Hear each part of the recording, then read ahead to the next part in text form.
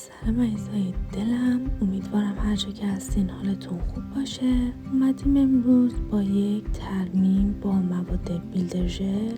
اینجا که میبینید در مرحله اول لاک قبلی رو میترشیم و حجم مواد رو کم میکنیم.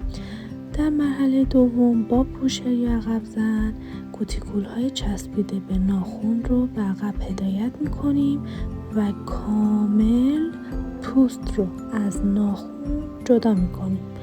فقط مراقب باشید که این کار رو آهسته و با احتیاط انجام بدید تا کوتیکول و ناخنتون آسیب نبینه، زخم نشه یا خونریزی نکنه.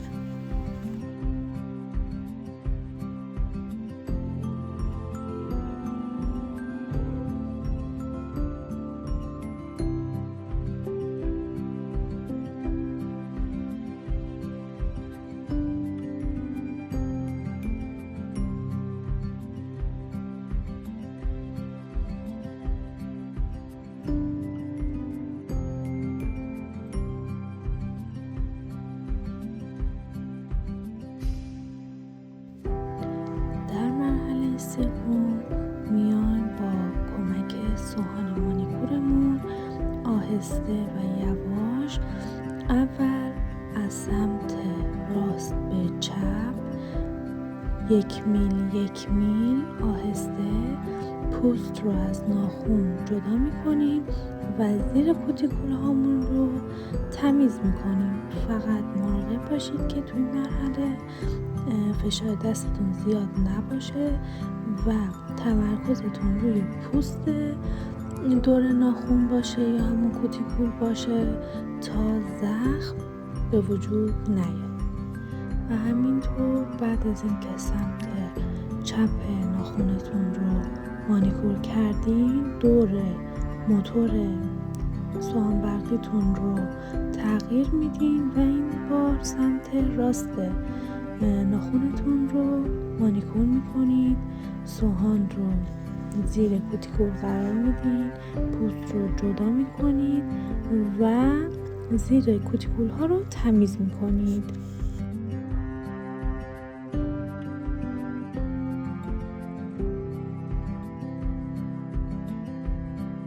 بعد از اینکه کوتیکول ها رو جدا کردین سطح ناخنتون رو تمیز میکنید. در مرحله بعدی بعد از اینکه سطح ناخن تمیز کردیم میایم با نیپر یا قیچی مانیکور پوست های اضافی کوتیکول رو از ناخن جدا میکنیم. فقط تمرکز بالا و حوصله در این مرحله به خرج بدید تا دست مشتری رو زخم نکنید، چون احتمال خونریزی و زخم شدن توی این مرحله خیلی خیلی بالاست.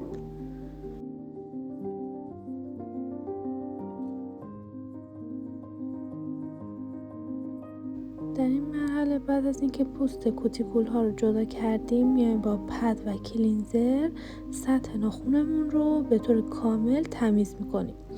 بعد از اون مرحله میرسه به مرحله فرمدهی که من اینجا میبینید با یک سوهان دیسکو فرم ناخنم رو تغییر دادم، از بادومی به مربع تغییر دادم.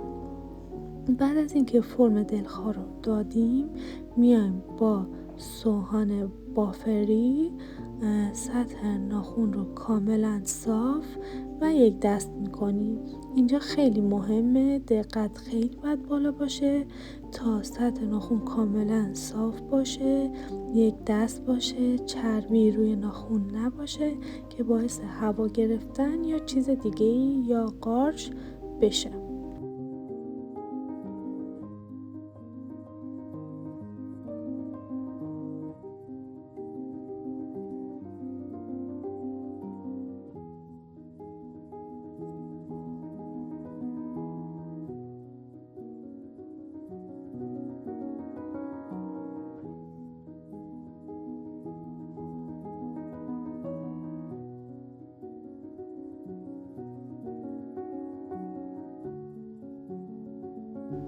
در مرحله بعدی که سطح ناخن رو صاف و یک دست کردیم، میایم از دهیدراتورمون به کل سطح ناخن میزنیم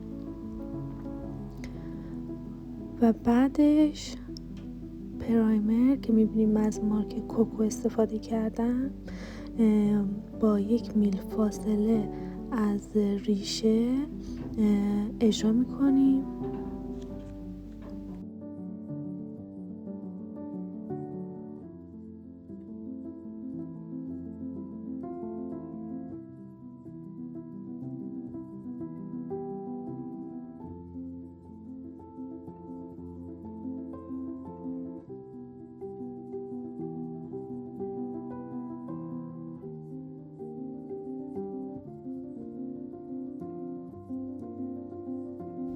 بعد از اینکه پرایمر رو اجرا کردیم، دست به اندازه 30 ثانیه داخل دستگاه قرار میگیره. بعد از اینکه دست از داخل دستگاه در آوردیم، از بیس کاتمون، اونم با 1 میل فاصله از ریشه روی ناخن به صورت مالشی و یک دست استفاده میکنیم.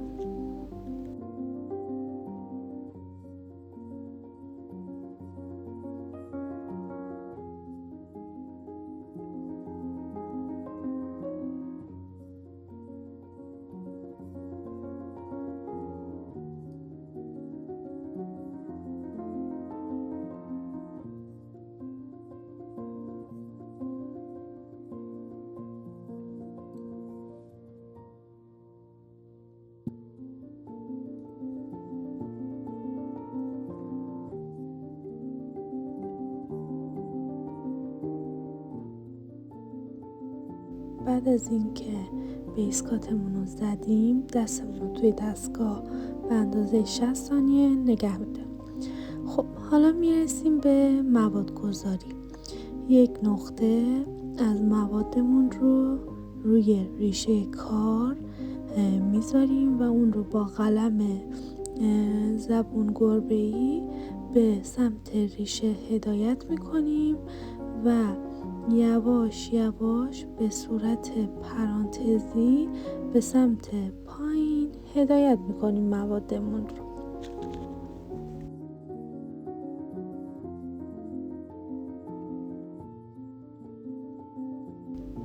بعد از اینکه مواد را تا نصف ناخن آوردیم، با یک قلم نازک یواش یواش مواد رو به سمت لبه آزاد هدایت میکنیم.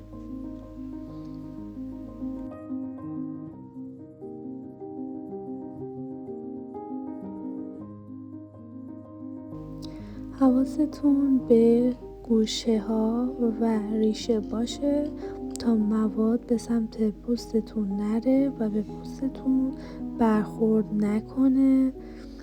کامل مواد رو روی سطح ناخن پخش میکنیم با احتیاط کامل. و اینجا میبینید که غرق کار شدم و اصلا یادم نبود که دارم فیلم میگیرم و از کادر خارج شدم. نوبت به انگشت بعدی میرسه. بازم مثل دفعه قبل یه توپ از موادمون رو نزدیک به ریشه میذاریم و با قلممون اونو به ریشه نزدیک میکنیم. تر و تمیز. یکم قلق داره چون من دارم اینجا توی دوربین نگاه میکنم، یکم شاید بد بشه. قشنگ حجمی از موادمون رو نزدیک به ریشه خالی میکنیم و یواش یواش تا وسط های ناخن میاریمش.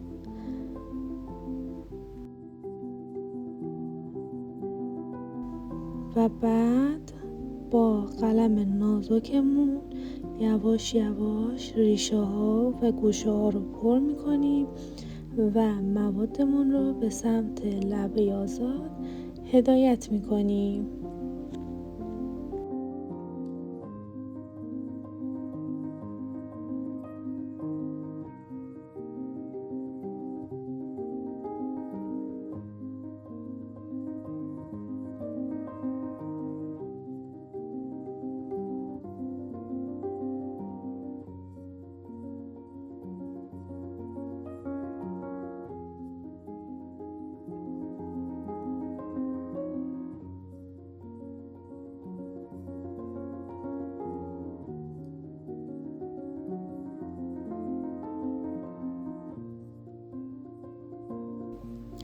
بازم ناخن بعدی رم به همین روال دوباره یه حجمی از مواد رو روی ریشه قرار میدیم، با قلممون به ریشه نزدیک میکنیم و یواش یواش به سمت وسط ناخن میاریم و با قلم نازکمون ریشه و گوشه ها رو پر میکنیم و مواد رو به سمت لبه آزاد هدایت میکنیم.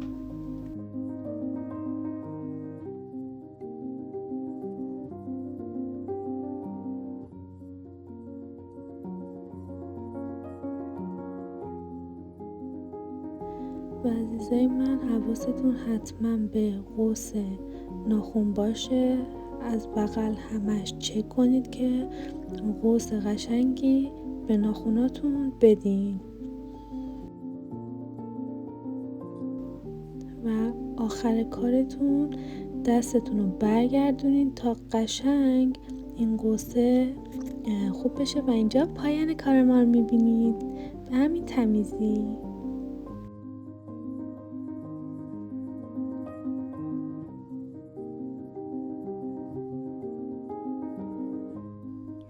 مرسی که تا اینجا کار همراه همین بودین. لایک، کامنت، سابسکرایب یادتون نره. زودی میبینمتون.